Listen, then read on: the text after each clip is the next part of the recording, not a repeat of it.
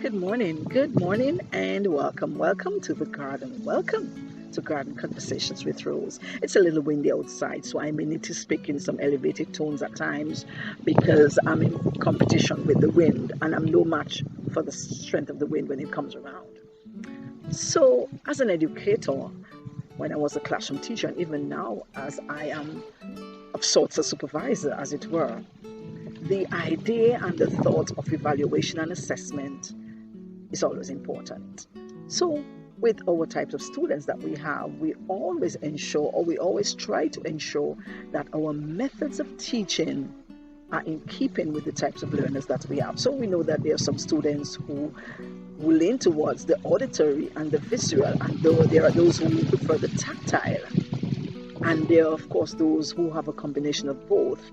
We always must ensure that we're able to assist. We, of course, know more prevalent these days, we have more special needs students. So we have students who have visual difficulties. We have students who are a little learning disabled in terms of their developmental stage. And we have to ensure that we assess the way that we teach them. So when we regroup and when we do our testing, we always have to ensure that all our learners are catered to.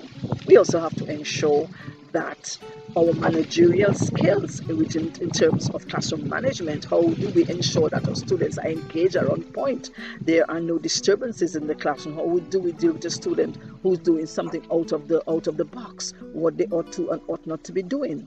All these things are essential. So generally speaking, educators are always mindful that evaluation and assessment are key to the success of the teaching learning process.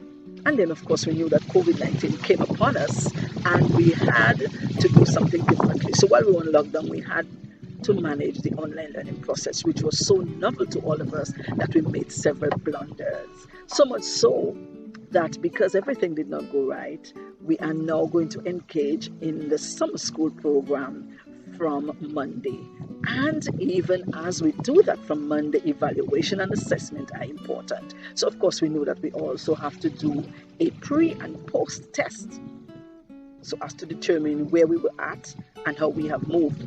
And because our students are on vacation, even though they are in school, in their minds they are on vacation, and there's that vacation mode. So of course evaluation and assessment are also important because of all of that. And I said all of this because I need to again talk about our skirts.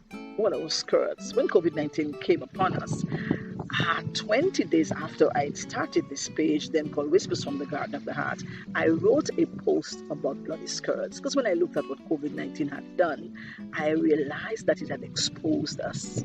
It not only exposed how we were unprepared for the virus, it exposed our attitude as well and our behavior. So I thought of skirts, and I thought about how angry some of us were, how frightened some of us were, how so much flabbergasted we were. We were uncertain, unsure, fearful, arrogant even in some instances. I noticed that, and I said, well, this virus has exposed us. It has laid bare everything that we didn't want others to know about us. And then I also looked at the word blood, and I'm thinking blood on the skirt. As women, those of us who still have our menstrual cycles, we never ever want to know that we are found in public with blood on our skirts. If that happens, we run quickly to the bathroom, we try to wash it off, we turn around our skirts, we put a sweater over our skirt, we ask the leave to go home if we're at work. If we're out in public, we try to find a way not to allow that, because there is a sense of something not being right, that blood is seen. So when I did that post called Bloody Skirts, and I talked about the biases that blood, the injustices, even the types of negativity that we employ towards others, I was really talking about the skirts being that of our integrity and our dignity, and the blood because of all the negativity. So the blood, we know that integrity has to do with honesty of character, value system that we hold there, principles, ethical principles that we purport to have, whereas our dignity has to do with respect and being honorable. And I always say that every single human being is entitled to dignity. We're born equally, and none is better than the other, and we're all expected to have some form of dignity. And then In January, I revisited the idea of bloody skirts. I spoke again about bloody skirts at the start of the year and asked us to re-examine ourselves. Now, 6 months later, I'm again back at it. I have noticed so many things around me. I have had to do some introspection myself to see whether or not the hidden biases that I have and have brought to the fore, whether I had spots and blood on my skirt.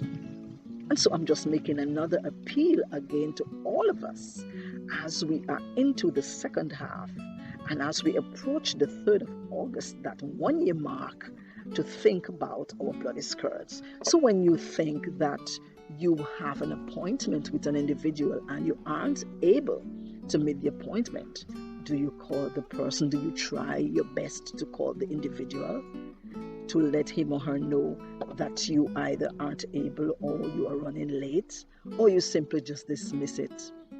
How do you view the idea of being punctual? That is all about our integrity. It may be a little spot, but it is blood nonetheless. And when we look at the way we treat others in society, those who are less fortunate, what's our blood status like? Do we have large stains or huge patches?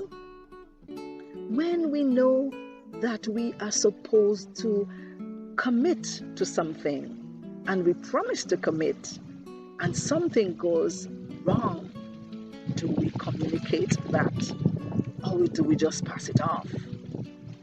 When we want to judge someone else for being slack on a matter and we ourselves are lacking in other areas that makes us look bad but others don't know, that constitutes blood.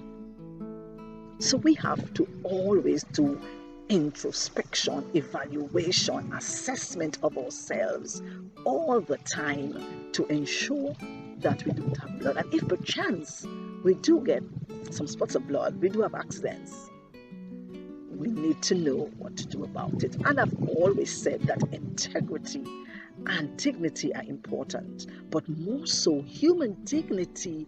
Human dignity is entitled to all of us. Every one of us is entitled to human dignity. So when we work with an individual and we think because they aren't a national or they are on a lower bracket than we are economically, do we afford that respect? Or do we do things on purpose so as not to allow them the right that they ought to have? That is an indication of blood on our skirts.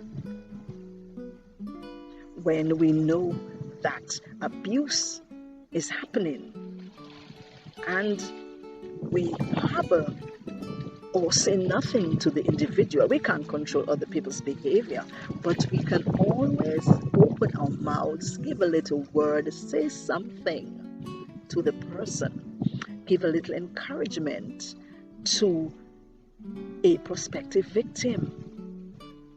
When we say nothing, that is an example of us having blood on our skirts.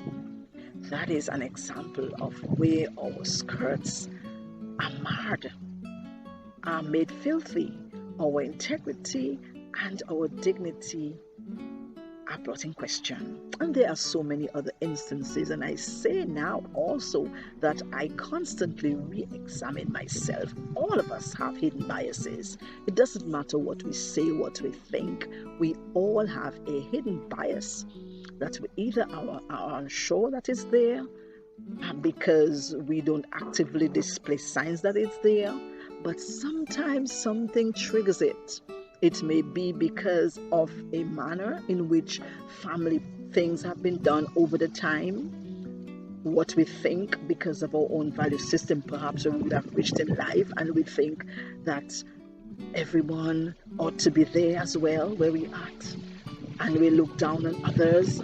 We may sometimes act arrogant. All of that are examples of blood on our skirts. So my friends and followers out there, I implore you, I beg you, I beseech you, I encourage you to do some introspection. Like myself, 2, some introspection. Examine your skirt. Examine your skirt. See what it is that's there. Do you have a spot? Do you have a patch? Do you have a stain? Or is the entire skirt bloodied? Do you need to throw it away into that heap? Do you need to wash it off and move along? We need to do some assessment, some evaluation, and examine ourselves. Have a beautiful, beautiful Thursday. And remember, stay in the garden. Stay in the garden with me. You won't ever be disappointed.